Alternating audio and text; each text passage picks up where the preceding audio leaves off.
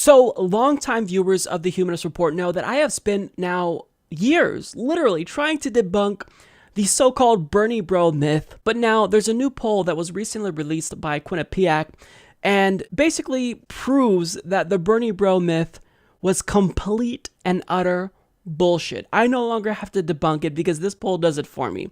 So Larry Gross of TruthDig reports, according to the latest Quinnipiac poll, here are Bernie Sanders' favorable/unfavorables. Among women, favorable 50%, unfavorable 34%. Among men, favorable 46%, unfavorable 46%. So Bernie Sanders has a net favorability that is higher with women than among men. Now, when you break that down demographically, among blacks, Bernie Sanders has a 70% favorable rating compared to his 10% unfavorable rating. Among Latinos, favorable 55%, unfavorable 21%.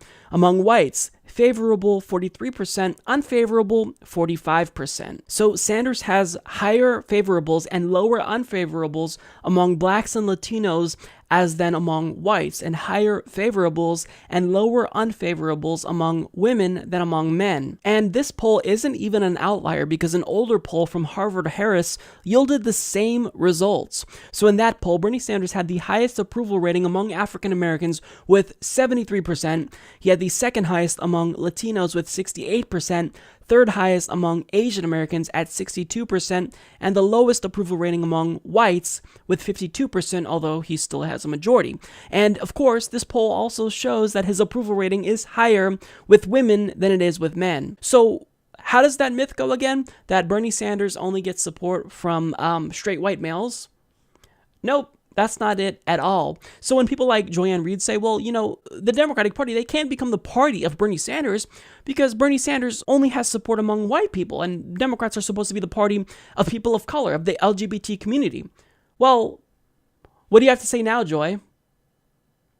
Bernie Sanders has a higher approval rating among disadvantaged communities. I wonder why that's the case.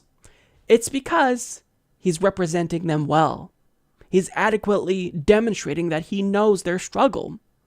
He's one of the few authentic politicians in the country that's genuinely expressing a desire to not just understand what Americans want when it comes to policy, but he's trying to understand what he can do politically to help them out. So the Bernie Bro myth is officially dead. I'm calling it right here.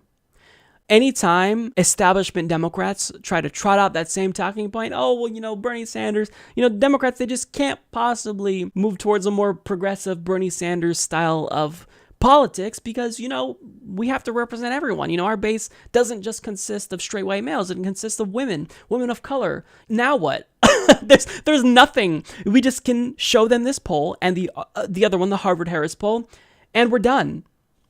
The Bernie Bro myth is officially dead. I'm declaring it right now. Because I don't know how you can still do mental gymnastics here and purport that Bernie Sanders is just a politician or a candidate of straight white males. It's over. And I don't even have to remind you guys, I went through so many articles talking about how Bernie Sanders was only supported by straight white males and these disgusting straight white males. I mean, they only care about themselves.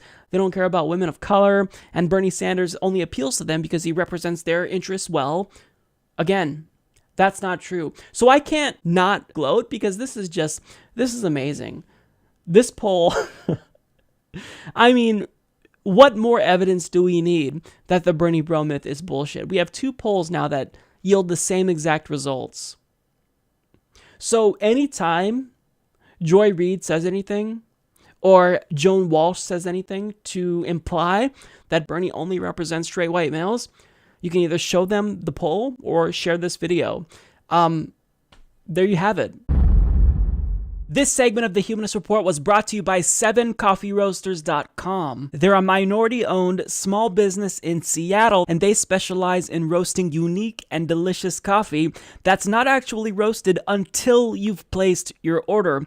And the best part is that they actually ship out all orders within 24 hours, so you get your coffee and it still tastes fresh when it arrives. And to boot, they're also a progressive company that pays their workers a living wage and actually cares about the country. So to support them and experience the deliciousness of their coffee, you can check out 7coffeeroasters.com.